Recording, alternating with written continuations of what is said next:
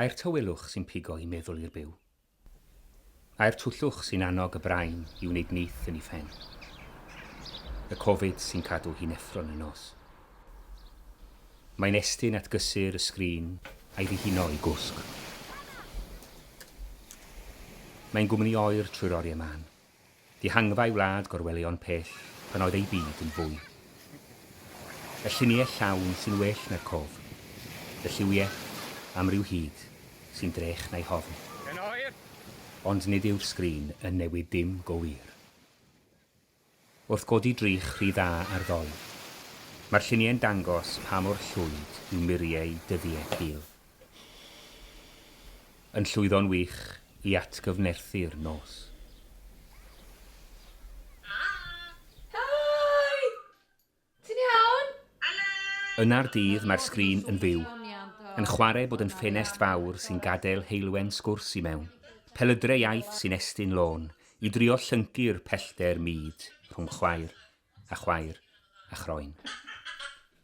Ac oes mae chwerthin am y peth, a gwasgu llaw a chwythu sws, y lleisien gweithio ddod yn nes teimlo wal y sgrin.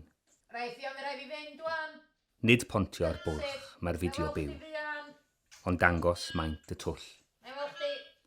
Rhoi cwtch mawr gwag i ddim ond awyr iach.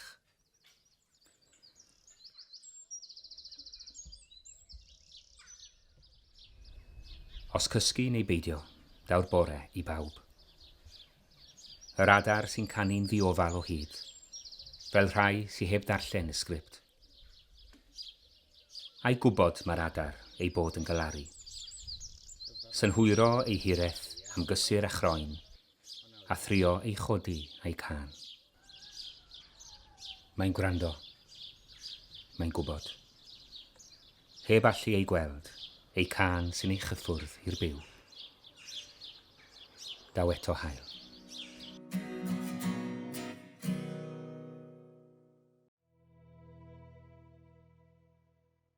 Mae yna straeon am John Thomas ei fionydd sydd bellach yn chwedlonol.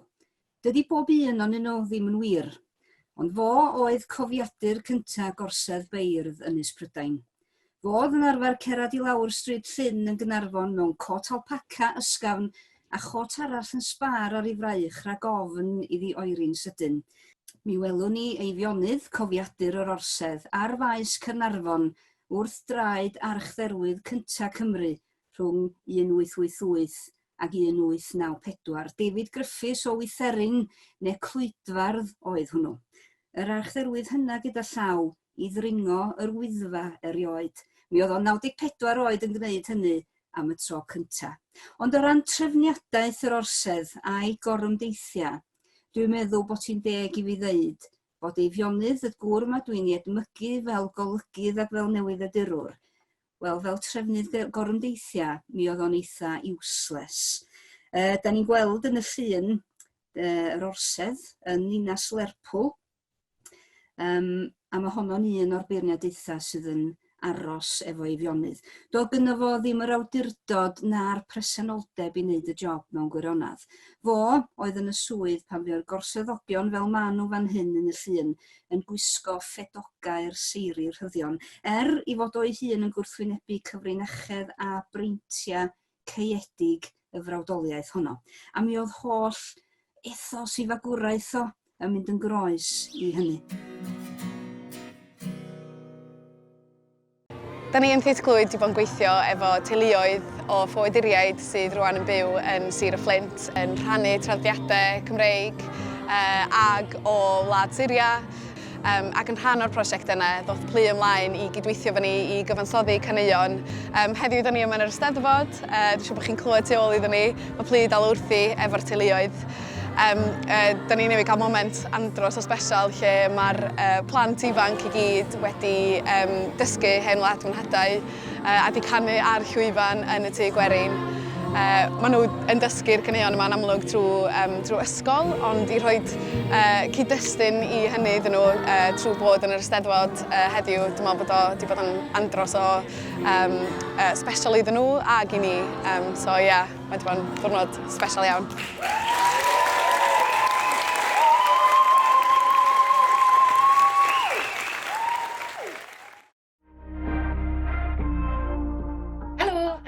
Elen Evans a wythnos yma mae dy fi'r fraint o gyfweld a holi 2 o aelodau Kentucky AFC. Dwi'n cofio, ti'n cofio ddim di siop pizza yn Gaerdydd ac pawb yn ordro a dwi'n mynd yn sbio ar y menu a mynd, I'll have the mouse pizza. Ac oedd fwy oedd dwi'n gwybod beth i siarad am, oedd o'n pwyntio.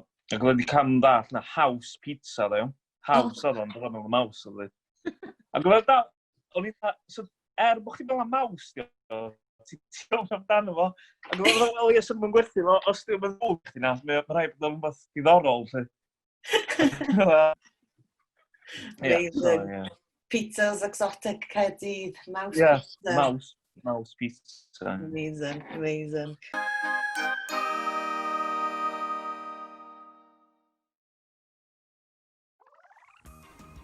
Shwmae pawb, Elizabeth dwi eto a croeso mawr i'w yn cegin ni.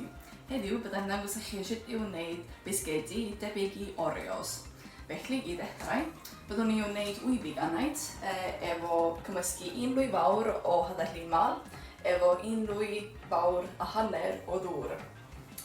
Ar gyfer y toes, byddwn ni'n cymysgu hanner cwpan o blawd gwenither hyd efo 2 lwy fawr o powdr gogo, hefyd 1 lwy fawr a hanner o siwgr. Dyma dwi'n defnyddio xylitol achos mae'n llai mewn calorïau, ac hefyd hanner lwydde o powdr codi. Felly roi nhw i'r powdr cymysg.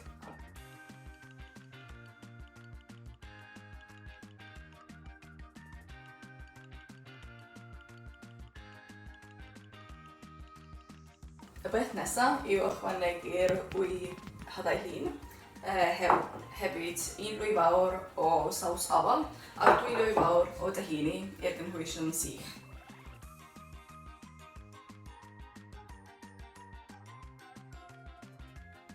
Os ydy'r toes yn rhy sych, gallech chi ychwanegu tipyn bach mwy o ddŵr.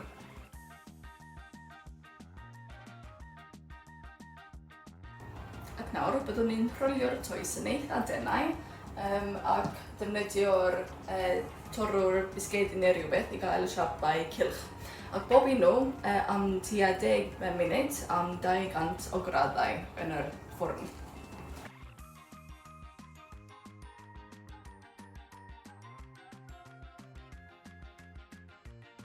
Ar gyfer y llenwad, byddwn ni'n gwneud yr un beth wnaethon ni ar gyfer y pib yn offi, felly defnyddio'r 1 pecyn o hufen cnau coco, tipyn bach o vanilla, ac hefyd 1 lwy fawr o rhywbeth i melysu fel sirwp agave, cymysgu nhw i gyd. Ac rhoi'r hufen i'r bag Pigion erbyn i ni'n barod i llenwi'r bisgedi.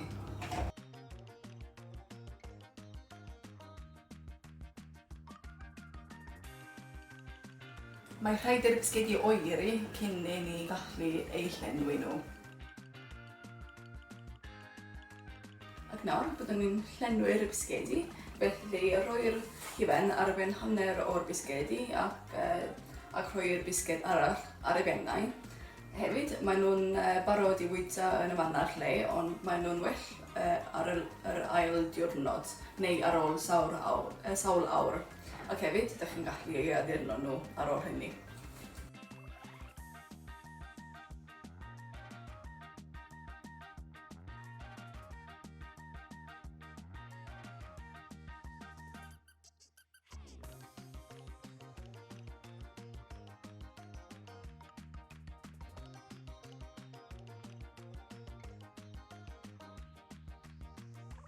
Felly, dyma'r bisgedi debyg i Oreos wedi cael ei llenwi efo hufen cnau coco. Wedi addurno hefyd efo siocled, efo hadau sesame, ac maen nhw wedi cael ei gweini hefyd mewn ffordd posh iawn. Felly, gobeithio eich bod chi wedi mwynhau goginio efo fi, ac byddwch chi'n mwynhau o wneud y bisgedi yn y tŷ. Ac byddai'n mwynhau bwyta nhw nawr. Hwyl!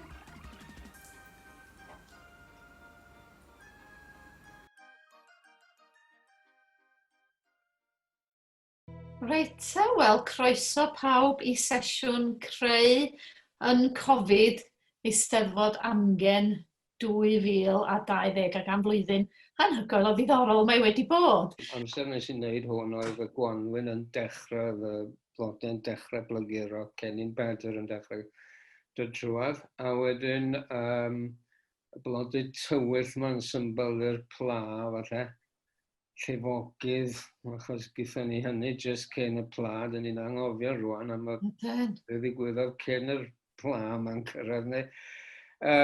So mae'r teimlad ma bod y dyddiau, yn y dyddiau hyn, mae pethau ma'n digwydd i gyd. A ti'n cynnwys Brexit yn un o'r plas a fynd Brexit, wel, mae Brexit cyn i fi ddechrau ar y gyfres yma o weithiau. Wrth gwrs, Brexit oedd yn cymryd yn mryd i fwyaf yn y gwaith, ac oedd nhw'n waith lot mwy cartwnaidd gwleidyddol. Ac o'n i eisiau dod o fwrdd hynny hefyd, achos o bob tro ni'n gweld gof neu rhys mog ar y teledu neu rhywbeth, o'n i wir ysu i wneud cartŵn o'n nhw, rhaid flin am y peth. A wedyn, oedd hi'n amser dod â hynny i ben o dechrau rhywbeth newydd. So mae hyn i mi wedi gweithio, so mae'r pethau newydd yn dod i law. Ond dwi wastad yn dweud, os chi'n licio rhywbeth ar sgrin, chi'n mynd i fod wrth eich bod yn gweld rhywbeth yn y crowd. Anamal iawn y gwaith artist yn edrych yn well ar sgrin nag yw yn y crowd. Ac yn amlwg chi'n colli rhywbeth drwy'r sgrin, chi ddim yn ei gael os chi'n sefyll o flaen y gwaith ei hun. Dwi ddim wedi newid llawer i'r ffordd dwi'n rhedeg gerddoriol o gwbl, heblaw ceisio gwneud pethau'n rhwyddach i bobl i fentro. Ond mae'n rhaid i ddweud, mae gwerthu celf ar y we wedi bod yn cynyddu am ddegawd nawr. Felly mae hwn wedi chwarae mewn i dyddwylo di mewn ffordd, falle oedd o'n rhywbeth oedd yn digwydd yn anochel.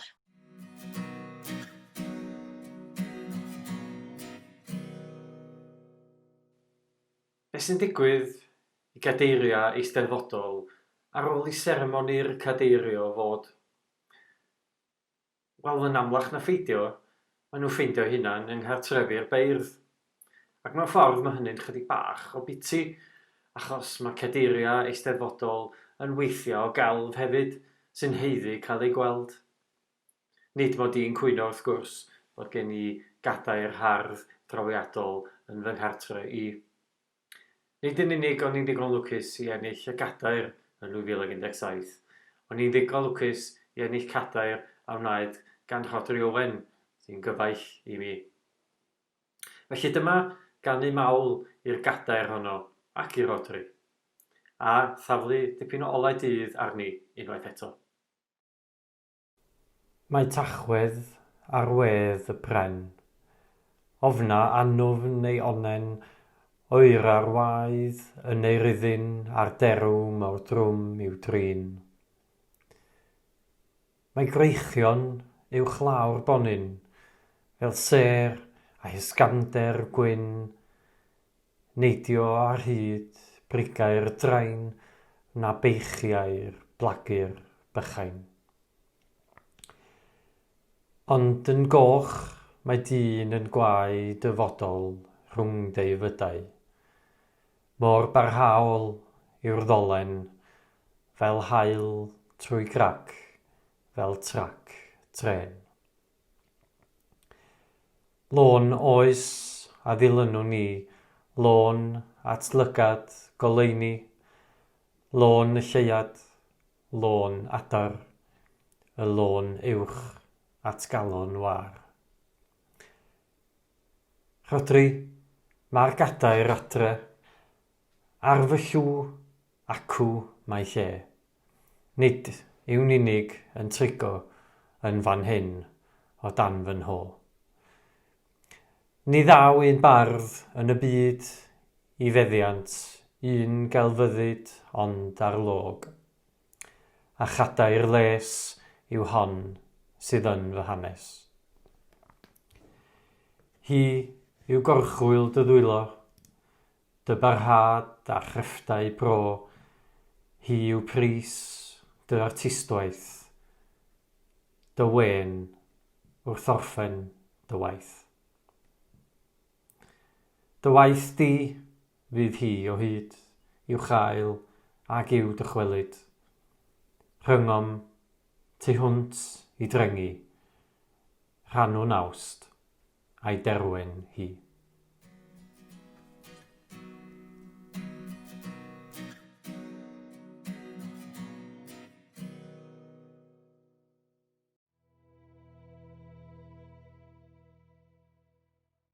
Helo pawb, Gwen Mair ydw i a dwi yma i gyflwyno sgwrs andros o ddifyr heddiw efo criw anhygoel dros Gymru i gyd. Da ni yma i sgwrsio am y cysyniad o gerflynau a mae hyn yn amserol iawn, dwi'n meddwl, efo cerflynau fel Edward Colston yn Bryste yn cael ei ddymchwel ar hyn o bryd.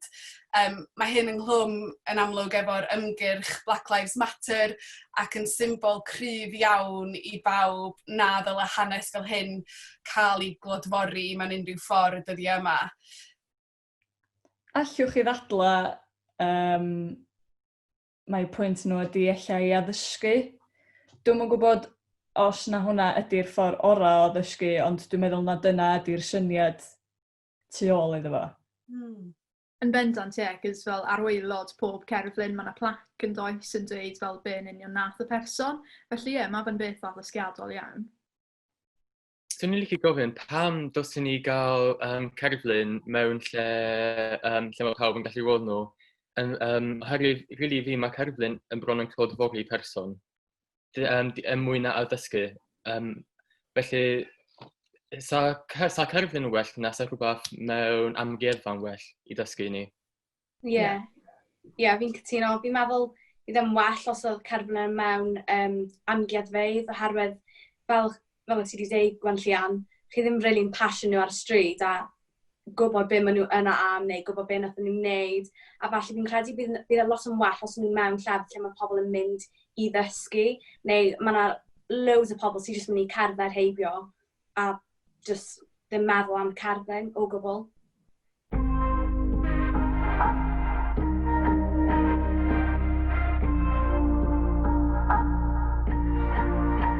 Hiya, Gareth Potter fan hyn. Dwi yma i sgwrsio gyda Gyda Brychan am dan album Cymraeg y flwyddyn. Bod yn gwneud gystadleuaeth fan nawr ers 2014 a dwi'n teimlo leni yn y flwyddyn yn arfer lan, so mai i mai dy'r cyfnod dan sylw. Teimlo leni, hwn di'n y blynyddoedd cryfa, da ni wedi cael o ran y cynnyrch oedd yn gymwys i gael ei ystyried, a gen ni dros 38 o albums cymwys leni, amrywiaeth eang o gynnyrch gwahanol, o lliorodd erch yr un pen i 3 hwrdoeth ar y pen arall. A lot o albums fysa ni wedi meddwl ella, fysa ni wedi gweld ar y rhestr fer, ddim wedi cyrraedd tro yma. A ni'n teimlo cwpl o flynyddoedd yn ôl, yn wedig wrth i'r byd digidol ddatblygu a pobl yn symud mwy tuag at sengle.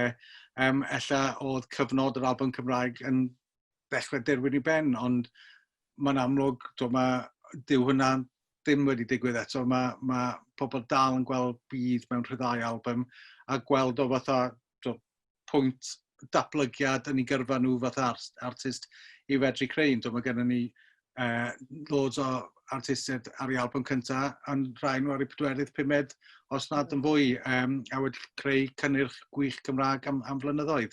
So, dwi'n teimlo'n ganolnogol iawn o ran edrych ar y rhestr o albums gennym ni i'w ystyried pa mor gryf a pa mor amrywiol mae'r sîn ar hyn o bryd.